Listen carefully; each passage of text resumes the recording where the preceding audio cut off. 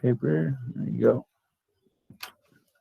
So when we start our 2-point perspective, here's a big issue that a lot of people are having. There's my 2 vanishing points. You obviously can't see them because they're really small. My horizon line will extend across here. Now, for the purposes of our practices that I've been doing, I've wanted you to draw the horizon line. But as we evolve in our projects, you won't have to draw the horizon line necessarily, okay? So don't worry about drawing that every single time. The main reason I wanted you to draw it, those is so we can kind of see where it's at and understand where we're creating our shapes. Now, a problem that I'm seeing happening is, number one, we're starting with our vertical line. So if I'm going to draw one way up here, I need to understand, because it's so high, it's going to end up looking kind of funky. So it's going to be really, really, really tall in terms of the bottom of the shape. So I'm going to go down this way, going this way. I have my parallel lines, which I will add. This will extend back to this line. This will extend over this line. And then I have my floating 3-dimensional shape.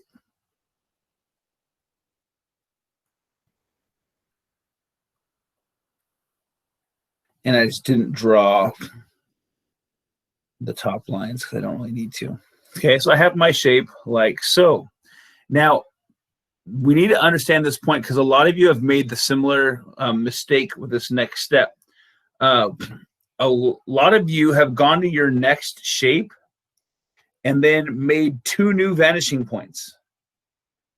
Remember, everything in this space kind of lives in this piece of paper.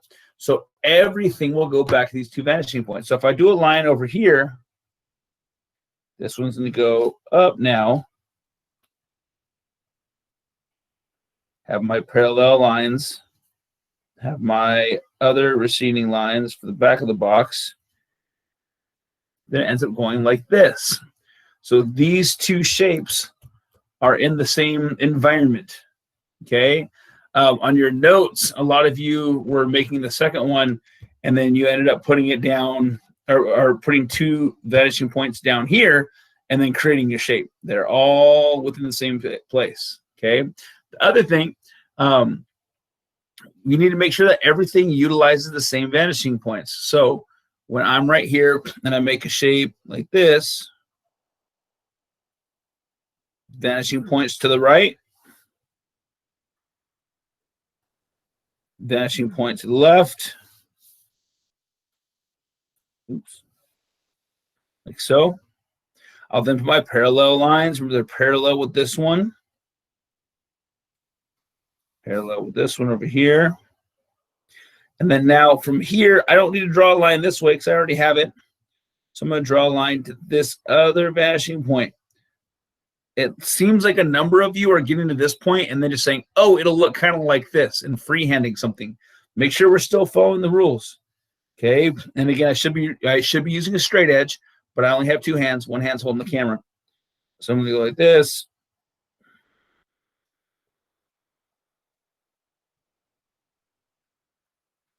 And that's what makes the top of my shape. Like so. Okay. So we got to make sure we follow those steps. Now, I had you guys write down all these steps, and for the most part, you all did a good job of taking notes on those steps. But then when I started looking at the actual projects, it seemed like a lot of you were just kind of like trying to freehand some 3D shapes. It's a lot simpler than that. Just follow the process, go through all the steps, and if you go through each step one at a time, it'll end up getting you to the final project of finishing your shapes. Okay, so those are the main problems we have with that. Remember, we're not worried about doing triangles, not worried about doing different shapes. All we're doing is cubes, just with a straight line first, and then going from there. Okay. Now, here's what our assignment's going to be for the next 3 days until Thanksgiving break. We'll have a check-in tomorrow. Wednesday will be an asynchronous day. I'll have the projects due at the end of Wednesday, so you don't have anything to worry about over Thanksgiving break. And then when we come back on the following Monday, we'll finish up our perspective unit and then be on to our next thing. Okay, so first and foremost, there are a large number of you that do not have your 2-point perspective projects done or your two-point perspective notes done. Those are the imperative things. Those need to get done first. That my other plan is I'm going to start sending out emails today to parents saying, hey, my Mr. Reynoso, your student hasn't turned in any work yet, or however the conversation goes, to make sure that we're all on the same page and understand that we need to help you be successful. Okay, so that's the first thing. You need to get all your other stuff done and caught up. The next one is it's kind of a fun thing, but I want to make sure that we're all good with finishing up our 1-point perspective ideas and concepts. And what we're going to do for our 1-point perspective project that we'll have for the next 3 days, like I said, it's going to be our 3D name project. Okay. And what I'm going to do, this will be in 1-point perspective. So we're going to use our one single vanishing point now. We're not doing the 2. We're not doing the line. We're doing 1 with shapes. And what I'm going to do, so make sure you can see this, is I'm going to start with my vanishing point towards the bottom of my paper. I'm not going to have it in the middle. I'm going to have it down towards the bottom. And then what you're going to do is you're going to write out your name in block letters. Now, here's how I do this. I'm going to start in the middle because I'm all kind of precise and I want to make sure it's all evenly spaced. So what's going to happen is I'm going to start with my name, which starts with the I-A-N, but I'm going to put my A in the middle. I'm going to make it nice and big and grand looking. And I'm going to use block letters. Over here, I'm going to use my I.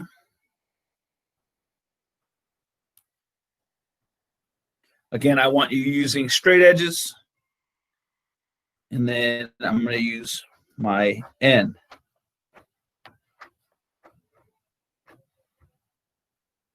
Okay, a lot cleaner than that. And then in 1-point perspective, I'm going to start connecting this with my vanishing point. So the bottom of my N is going to come back to my vanishing point. The inside I won't be able to see because I'm going to make this solid. The top I will be able to see. This I'll be able to see. Okay, I'm do the same thing with my A. And again, ladies and gentlemen, I want you using a straight edge. Please do not draw it like I'm drawing it freehand like this. And my I will go like this. Oh, it's so ugly. Okay. Once I do that, I will add my my parallel line. And as you can see, the bottom of my shapes like this, I'm going to make them all the same size. So I'm going to go like this and put one line all the way across. See that? Because now what I can do is I can come to my eye and I can say, okay, the parallel line from my eye is right here.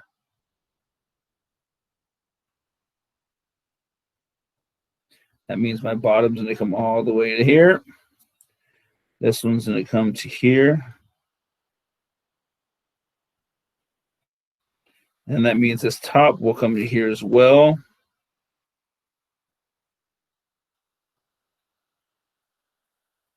If this comes parallel, then this will come parallel.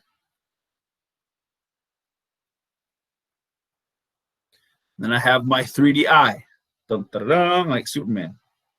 This one will be nice and easy. It'll be the same thing. I have my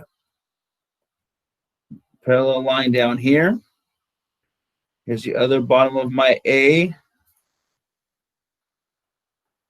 And then this parallel line is going to be right here.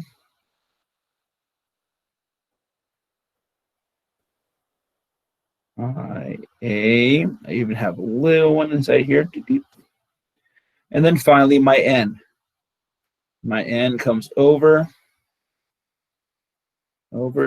This one comes at an angle like this.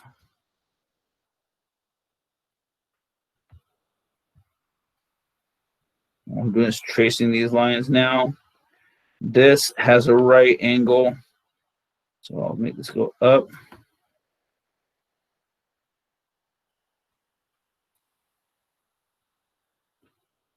Like that. And now I have this. At this point, as soon as you finish this, then I will leave it up to you, and you can add color or you can add shade and value. Like I might take this personally and I'll go and shade in all these under spaces.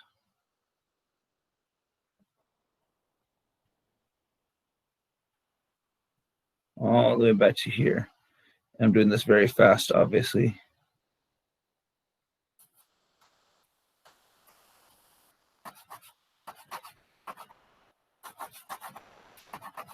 And I'll do it like through my entire thing. So now it looks like there's some shadow in it, but you'll kind of add some little fun touches, kind of play with some things with this one. But that's what I'm looking for.